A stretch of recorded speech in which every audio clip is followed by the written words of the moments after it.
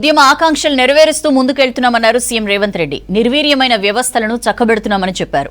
తెలంగాణ ఆవిర్భావ దినోత్సవం సందర్భంగా పరేడ్ గ్రౌండ్స్ వేడుకలకు చీఫ్ గెస్ట్ గా హాజరయ్యారు సీఎం. ఉద్యమంలో కీలక పాత్ర పోషించిన 9 మందికి నగదు పురస్కారం అందించారు.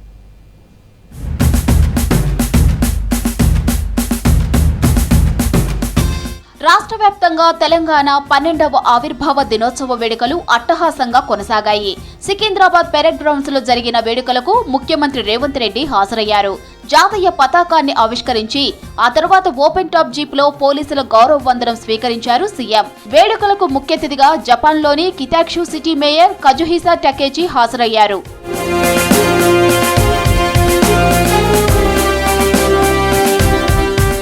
నిర్వీర్యమైన వ్యవస్థలను చక్కదిద్దుతున్నామన్నారు ముఖ్యమంత్రి రేవంత్ రెడ్డి.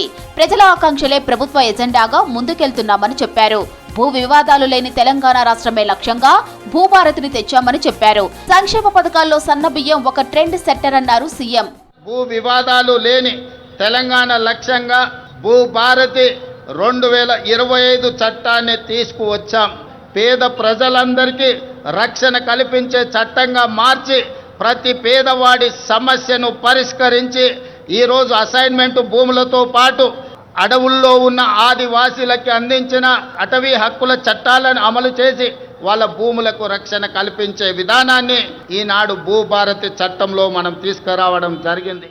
2047 నాటికి తెలంగాణ 1 ట్రిలియన్ ఎకానమీ అవుతుందన్నారు సీఎం రేవంత్ రెడ్డి. ప్రపంచ నగరాలకు ధీటుగా హైదరాబాద్ ను తీర్చిదిద్దుతున్నామన్నారు. మూసీకి పునర్జీవం తీసుకొస్తామన్నారు.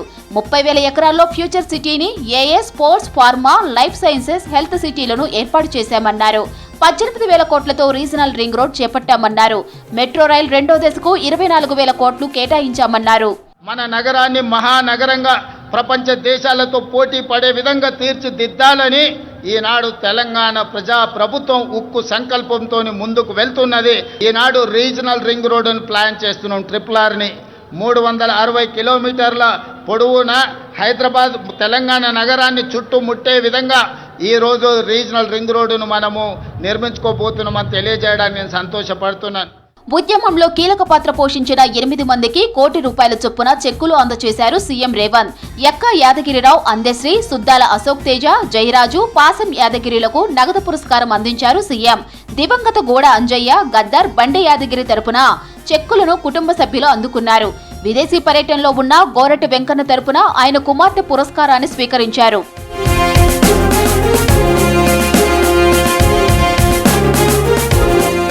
రాష్ట్ర అవతరణ దినోత్సవం సందర్భంగా పోలీస్ శాఖలో వివిధ విభాగాలకు చెందిన మొత్తం 692 మందికి పోలీస్ సేవా పథకాలను అందించారు సీఎం రేవంత్ రెడ్డి. 11 మందికి శౌర్య పథకాలు అందించగా 19 మందికి మహోన్నత సేవా పథకాలు అందించారు. విధి నిర్వహణలో అసాధారణ ప్రతిభ కనపరిచిన వారికి ఈ గౌరవం దక్కింది.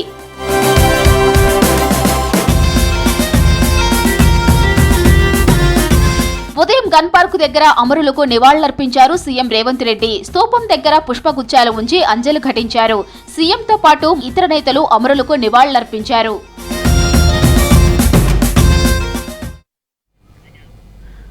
తెలంగాణ టూరిజంను miss world winners contestants enjoy చేశారని నమ్ముతున్నానన్నారు గవర్నర్ జిష్ణుదేవ్ వర్మ. టూరిజం ప్రతి ఒక్కరికి నచ్చిందనే ఆశిస్తున్నట్లు చెప్పారు. మిస్ వరల్డ్ విన్నర్ రన్నరప్లకు శుభాకాంక్షలు తెలిపారు. హైదరాబాద్ రాజ్భవన్లో మిస్ వరల్డ్ విజేతలను సన్మానించారు governor. Miss world winner Opal Suchata, runner ups ని సన్మానించారు. కార్యక్రమానికి CM Revanth Reddy, deputy CM Bhatti, మంత్రి జూపల్లి అటెండ్ అయ్యారు. Feeling of oneness in Telangana. You have people of all states in here. We have this state formation days of different states that are held in this hall. And I tell my people from Northeast, I belong to the Northeast, I tell them I meet more Northeasterners here than in Northeast, in my home state. This is Telangana for everyone. And from the inclusive attitude, the state derives strength. And the young ladies must have gone, the Honorable Chief Minister telling me you have gone to all the district almost, visited many of the, you must have visited the Ramappa temple and the 1,000 pillar temples. You must have visited the high-tech city. The other milestone that Telangana has already showing a Viksit. రాష్ట్రంలో మరోసారి different weather conditions కనిపిస్తున్నాయి. ఉదయం నుంచి మధ్యాహ్నం వరకు ఎండలు, మధ్యాహ్నం తర్వాత వానలు కురుస్తున్నాయి. ఇవాళ హైదరాబాద్ సహా పలు జిల్లాల్లో అక్కడక్కడ మోస్తరు వానలు పడ్డాయి. వచ్చే 3 రోజుల్లో గరిష్ట ఉష్ణోగ్రతలు సాధారణం కంటే 2 నుంచి 3 డిగ్రీలు తక్కువగా ఉండే అవకాశం ఉందని తెలిపింది వాతావరణ శాఖ. ఈ నెల 8 తర్వాత భారీ వర్షాలు కురిసే ఛాన్స్ ఉందన్నారు వెదర్ ఆఫీసర్స్.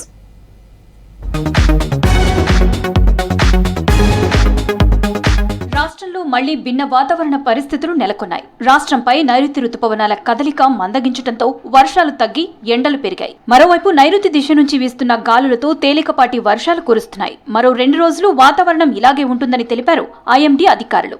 వారం రోజుల తర్వాత యథావిధిగా వర్షాలు కురుస్తాయని తెలిపారు వాతావరణ శాఖ అధికారులు. మధ్యాహ్నం హైదరాబాద్ వ్యాప్తంగా మేఘావృతమైంది. నగరంలో పలుచోట్ల వర్షం పడింది. సిటీతో పాటు శివారు ప్రాంతాల్లోనూ మోస్తరు వర్షం కురిసింది. మధ్యాహ్నం వరకు ఎండల తీవ్రత పెరిగి మధ్యాహ్నం తర్వాత వాతావరణం చల్లబడింది. ఇవాళ నల్గొండ, నాగర్ కర్నూల్, హన్మకొండ జిల్లాల్లో వర్షం పడే అవకాశం ఉన్నట్లు అధికారులు తెలిపారు.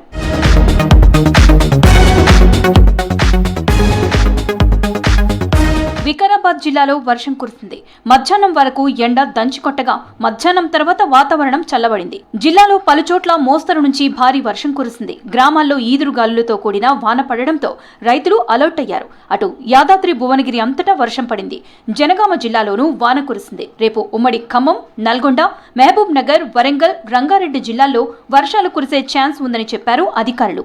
గంటకు 30 నుంచి 40 కిలోమీటర్ల వేగంతో ఈదురుగాలులు వీస్తాయన్నారు.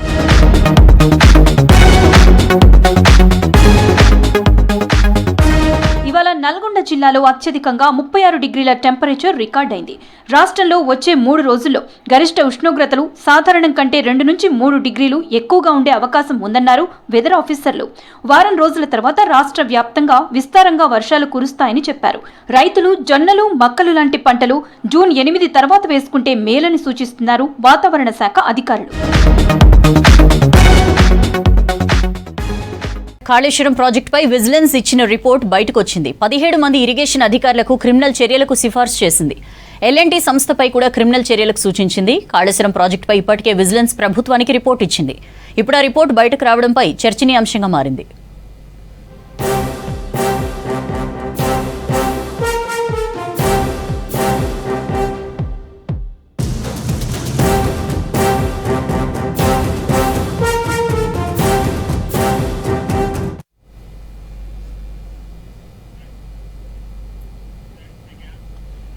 భారత్లో ఏవియేషన్ రంగానికి అపార అవకాశాలున్నాయన్నారు ప్రధాని మోదీ. 2030 నాటికి విమాన ప్రయాణికుల సంఖ్య 500 మిలియన్లకు చేరుతుందన్నారు.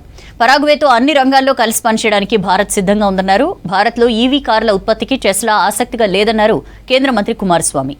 అమెరికాతో వాణిజ్య చర్చలు కొనసాగుతున్నాయన్నారు కేంద్ర మంత్రి గోయల్.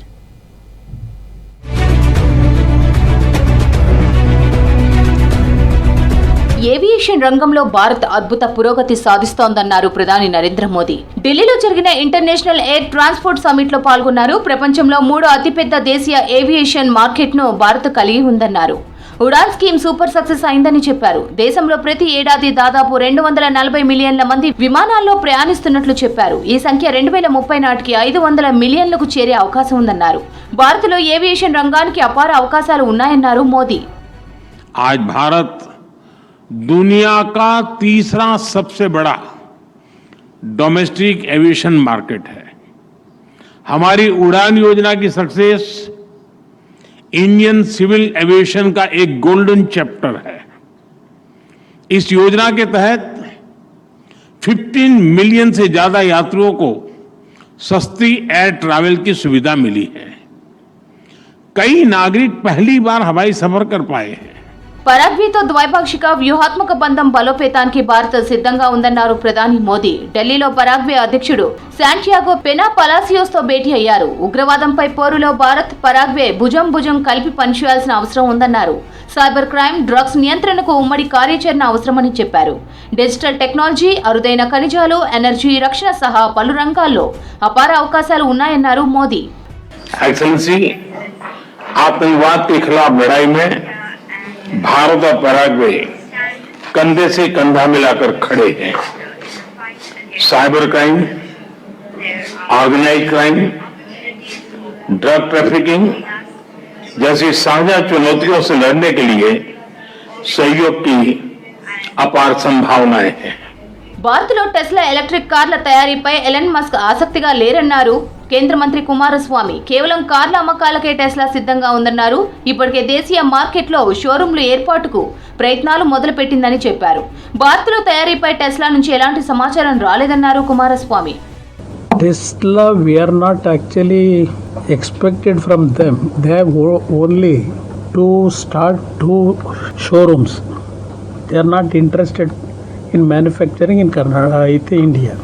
అమెరికాతో వాణిజ్య చర్చలు కొనసాగుతున్నాయన్నారు కేంద్ర మంత్రి పీయూష్ గోయల్. ఇప్పటికే ట్రంప్, ప్రధాని మోదీ చర్చల్లో పాల్గొన్నారని చెప్పారు. వాణిజ్యం విషయంలో 2 దేశాలు కలిసి పనిచేయడానికి సిద్ధంగా ఉన్నాయన్నారు. ఈ సమస్యను ఇరు దేశాలు ద్వైపాక్షికంగా పరిష్కరించుకుంటాయని చెప్పారు. జూన్ చివరి నాటికి తాత్కాలిక ఒప్పందం కుదిరే అవకాశం ఉందన్నారు పీయూష్ గోయల్.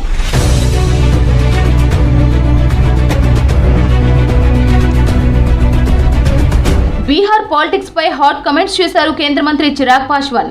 ఢిల్లీలో ఉంటూ బీహార్ అభివృద్ధిని సాధించలేమని చెప్పారు. త్వరలోనే బీహార్ తిరిగి వెళ్లాలనే ఆలోచనలో ఉన్నట్లు తెలిపారు. బీహార్ ముఖ్యమంత్రి సీటుపై ఎలాంటి ఆశలు లేవన్నారు. రాబోయే అసెంబ్లీ ఎన్నికల తర్వాత కూడా నితీష్ కుమారే సీఎం అవుతారన్నారు.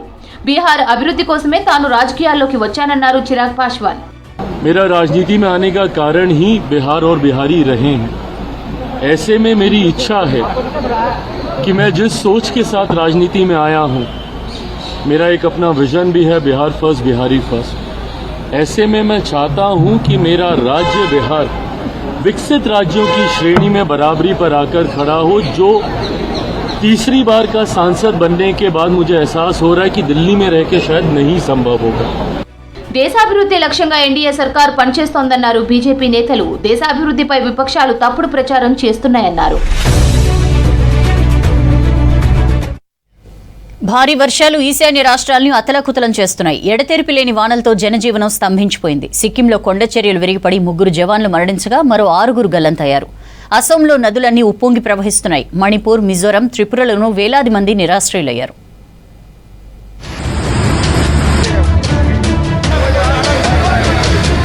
ఈశాన్య రాష్ట్రాల్లో భారీ వర్షాలు బీభత్సం సృష్టిస్తున్నాయి. కుండపోత వానలకు జనజీవనం స్తంభించిపోయింది. ఇప్పటి వరకు వరదలు, వర్షాలతో దాదాపు 40 మంది మృతి చెందినట్లు తెలుస్తోంది. వేలాది మంది నిరాశ్రయులు కావడంతో రిలీఫ్ క్యాంపులకు తరలించారు అధికారులు. ప్రజలు అప్రమత్తంగా ఉండాలని, ప్రయాణాలు వాయిదా వేసుకోవాలని సూచించింది వాతావరణ శాఖ.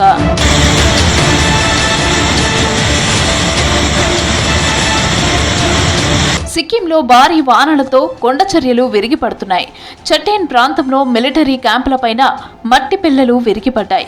ఈ ఘటనలో 3 జవాన్లు మరణించగా మరో 6 గల్లంతయ్యారని తెలిపారు రక్షణ శాఖ అధికారులు. మరణించిన 3 భద్రతా సిబ్బంది మృతదేహాలను గుర్తించినట్లు చెప్పారు.